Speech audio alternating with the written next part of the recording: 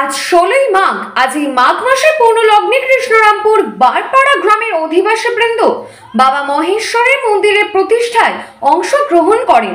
আজ সকালে পতাকা উত্তোলন করে মন্দিরের ফিতে কেটে দ্বার উদ্ঘাটন করলেন ভারত সেবাশ্রম সংঘের স্বামী সর্বাত্মানন্দজি মহারাজ।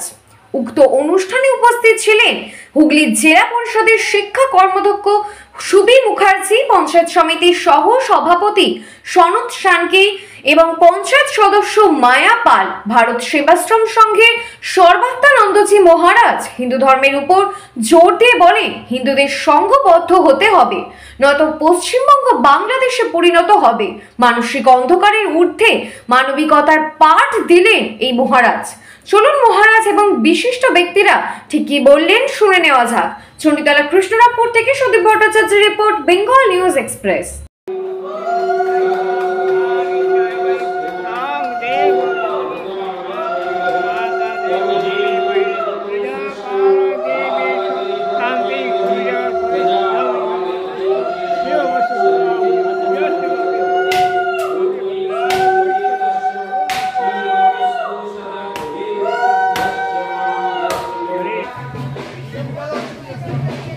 বাজাবেন এখন, বাজাবেন আগে আবার বলে বাজবেন এখন।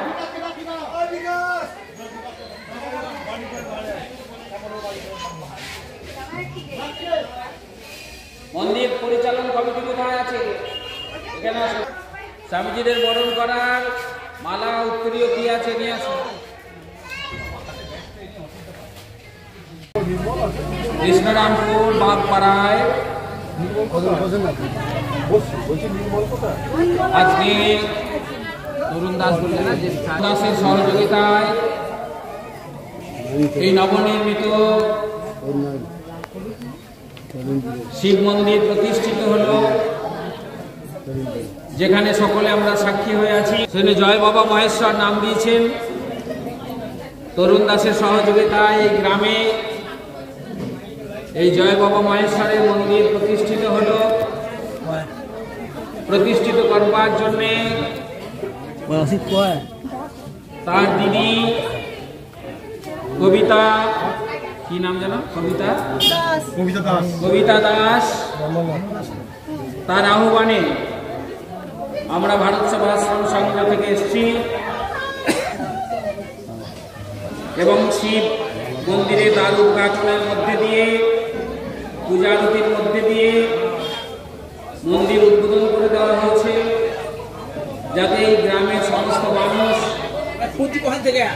ভক্তি সহকারে শিব মন্দিরের জল ঢেলে তাদের বাঞ্ছাকে পূরণ করতে পারেন।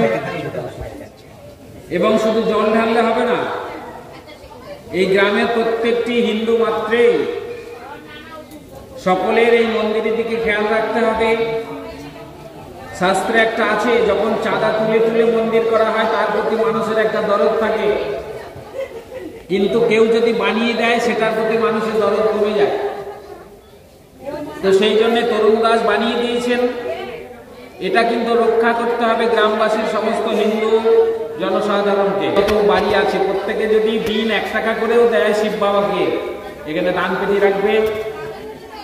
যদি 1 টাকা করেও দেয়, মাসে 500-700 টাকা তো হবে। তাহলে ইলেকট্রিক খরচা আছে, ব্রাহ্মণ খরচা আছে, পরিষ্কার পরিচ্ছন্ন যে করবে তাকে খরচা দিতে হবে।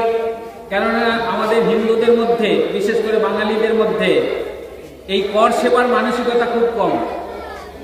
পারলে মন্দির থেকে নিয়ে যাবে, কিন্তু দেবে না। এটা বাঙালিদের মধ্যেই বেটা বেশি। কিন্তু গুরুদ্বারে বলুন, গুজরাটে বলুন,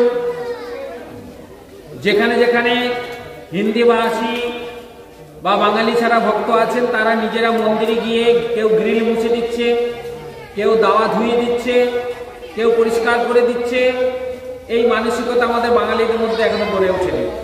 তো সেই জন্যে আপনারা সকলে, আপনাদের কাছে আহ্বান, যে শিব বাবা হচ্ছে মঙ্গলময় শিব, সেই মঙ্গলময় শিবকে আপনারা এখানে বসিয়েছেন যাতে সকল পরিবারের মঙ্গল হয় এই এলাকায় যত মানুষ আছেন।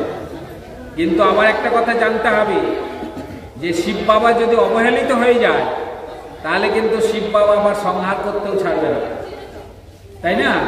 তো সেই জন্যে আপনারা সকলে অল্পতে তুষ্ট হয় শিব, গঙ্গার জল আর বেলপাতা দিলেই তুষ্ট হয়ে যায়, এমন কিছু লাগে না। শুধু ভক্তি করে গঙ্গা জল আর বেলপাতা দিলেই শিব বাবা তুষ্ট হয়ে যায়।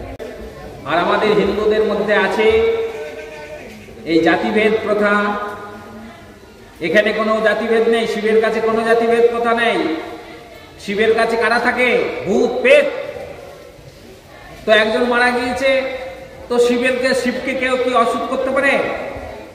শিব তো শ্মশানে থাকে, শিব তো শ্মশানে থাকে, গায়ে ভস্য মেখে থাকে, মৃত ব্যক্তির ভস্য সে গায়ে মেখে থাকে, তাকে অসুখ কে করবে?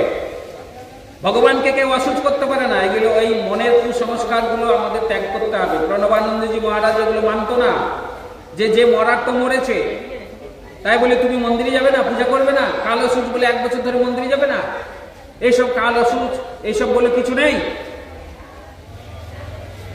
যে মারা গিয়েছে তাকে শ্রদ্ধা সহকারে যে কদিন পালন করার দরকার করবে, তারপরে হয়ে গেল আবার মন্দিরে আসবে, পূজা করবে, দান করবে, ধ্যান করবে, সব কিছু করবে, কিন্তু এই কুসংস্কারগুলো ত্যাগ করতে হবে। প্রণবানন্দজি মহারাজ বলেছেন আমাদের হিন্দু সমাজের মধ্যে যে কুসংস্কারগুলো আছে সেগুলো পরিত্যাগ করতে হবে। সেই জন্যে এখানে সকলে আসবেন। তরুণ দাসের যে ইচ্ছা যে গ্রামের মানুষ এই মন্দিরকে কেন্দ্র করে একত্রিত হয়ে থাকুক, সংগঠিত হয়ে থাকুক। কেননা হিন্দুরা যদি সংগঠিত না হয় তাহলে পারে হিন্দুরা কিন্তু আবার বাংলাদেশের মতো অবস্থা হবে পশ্চিমবঙ্গে।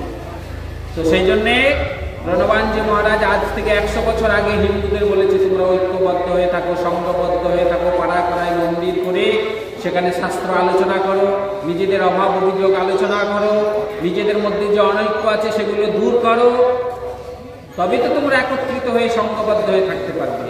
তার জন্য তিনি পাড়ায় পাড়ায় তিনি অন্য কোনো মন্দির করেনি, তিনি করেছেন হিন্দু মিলন মন্দির। এই হেরিয়াদাওয়াতে আমাদের হিন্দু মিলন মন্দির আছে, মনিরামপুরে আছে, ভগবতীপুরে আছে, তারপরে আরেকটা কি আলিপুর আছে, এইসব পরপর এইসব হিন্দু মিলন মন্দির আছে। প্রণবানন্দজি মহারাজ কি চাইছিল? যে সর্বশ্রেণীর হিন্দু, কে বাগদি, কেউ নমশূদ্র, কেউ অমক, এসব ভেদ নয়, এক পরিচয় হিন্দু। তো যতদিন হিন্দু একত্রিত হবে ততদিন মাথা তুলে বাঁচতে পারবে। আর যখনই দুর্বল হয়ে যাবে, অপরপক্ষ শক্তিশালী হবে, তখন তোমাকে বাড়ি ছাড়া করবে, তোমাদের উপর আঘাত করবে, অত্যাচার করবে। সমন্বয় শুধু হিন্দুরা সমন্বয় করবে এ কখনো হতে পারে না। সমন্বয় উভয়কেই হতে হবে। সবটাই আমরা মা, স্ত্রী, বোন এদের উপর ছেড়ে দিয়ে যেতে নয়।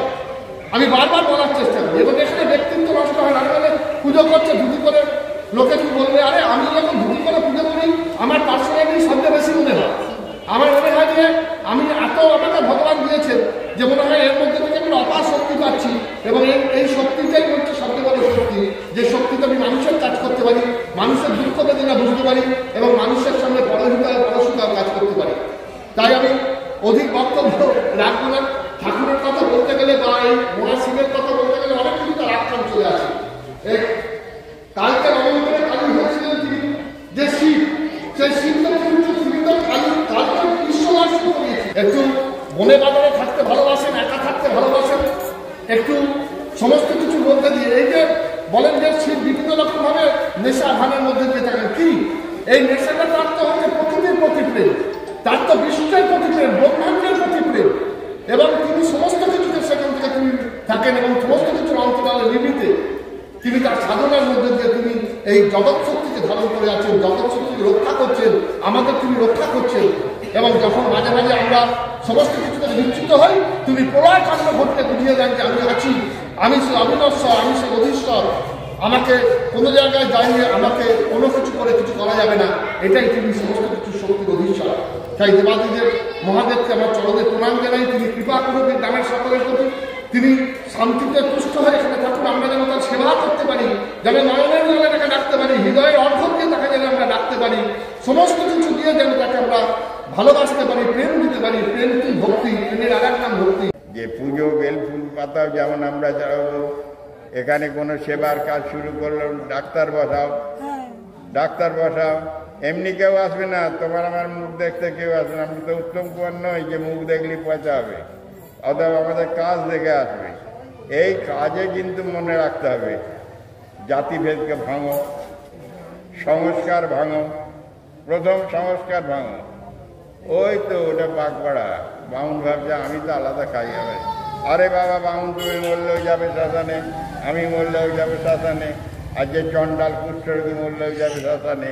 অতএব তাদের আমি প্রথমেই বলেছিলাম, আজকে সেই দিন যেদিন হচ্ছে মহাত্মা গান্ধীর আজকে মৃত্যুদিন। এই হিংসায় থেকে সরিয়ে দিয়েছে জাতির জনককে, আর এই দিনটা আমাদের শহীদ দিবস হিসেবেই পালিত হচ্ছে। অতএব প্রত্যেকে ভালো কাজ করো। তাই গান্ধীজির কথা বলেছি। গান্ধীজি তো দেখেছেন একবারই কংগ্রেসের সভাপতি হয়েছিল, আর পদ চাইনি। আর আমাদের নেতারা কি করছে, পদ দাও, পদ দাও, পদ দাও। যে নেত্রী আছে তার মাথা খারাপ হয়েছে, কত পদ করবো, কত পদ করবো। শেষকালে যে এই পদের মধ্যে পড়ি, বোস পদে আমরা ডুবে যাবো, এটা কেউ ভাবছি না। অতএব সেগুলো ভুলে, আবার অনেকের মধ্যে আমি দেখেছি অনেক জায়গায়, আমি দীর্ঘ গিয়ে ভারতবর্ষে এই বাংলায় ঘুরে বেরিয়েছি। ও মুসলমান, ও বেশি বাজাবো না। গুরু মহারাজ কি করেছেন, মুসলমান নিয়েছিল তার প্রথম হিন্দু কোনো জাতি নেই। কিন্তু এখানটায় যখন আমরা আসবো তখন আমরা হিন্দুর প্রচার, আমরা এই ধর্মে বিশ্বাসী। অতএব সেবার থেকে কাউকে বঞ্চিত করবেন না, যে অমুক আসছে তমুক আসছে। তাহলে দেখবেন আপনি যখন থাকবেন নিউট্রাল, তখন দেখবেন সবাই বন্ধু। আর আপনি যখন এক পাশে হয়ে যাবেন, তখন অন্য পাশে আপনাকে গালাগালি দেবে। অতএব মন্দির সবার জন্য উন্মুক্ত করুন, জ্ঞানের প্রসারতা আনুন, সেবার মধ্যে নিষ্কাম সেবা করুন। আমাকে নাম দিল, কে হাততালি মারলো, কে মারা পড়ালো, তার জন্য যদি আমরা বিচলিত কিচ্ছু করতে পারবো না। এই বলে গ্রামবাসীর জয় করছি। এবং তোমরা সেইভাবে কমিটি তৈরি করো, করে 10 লাগে তো ভূত ভাগে। হ্যাঁ, যেন নিখিলানন্দ বাবু মহারাজের মতো না হয়। আমার সামনে হাসছে, মায়েরা আছে, আমি সবাইকে চিনি। অতএব আমরা আজকে সেই প্রতিজ্ঞা নেব, যাতে যদি আমাদের দরকার হয় তোমরা আমাদের ডাকো, আমরা এখানে আসবো। কীভাবে করা যায়, কীভাবে নতুন করে বুকনি মানলেই তো হলো না, কাজ করে দেখাতে হবে। এই বলে আমি সকলকে শ্রদ্ধা জানাচ্ছি। গ্রামবাসীর যারা আমার বড় আছেন প্রণাম ভালোবাসা জানিয়ে আমি আপনাদের কাছ থেকে বিদায় নিই। একটা কথা বলি, আমি শেষ করব। স্বামী যখন শিকাগো মহাসম্মেলনে গিয়েছিলেন, তখন আমাদের যে ধর্মগ্রন্থ গীতা, সেটা সবার শেষে ছিল, আর তার ওপরে অন্যান্য ধর্মগ্রন্থগুলো ছিল। সেটা দেখে অনেকে ঠাট্টা বিদ্রুপ করেছিল। স্বামীজি তখন একটা কথা বলেছিলেন যে আমার ধর্মগ্রন্থ গীতা অন্যান্য ধর্মগ্রন্থের ভার বহন করার ক্ষমতা রাখে, তাই আমার ধর্মগ্রন্থ সর্বশ্রেষ্ঠ। তা এই ভাবনা থেকেই স্বামীজি তার বিভিন্নভাবে মানুষের কাছে তার বার্তা দিয়েছিলেন।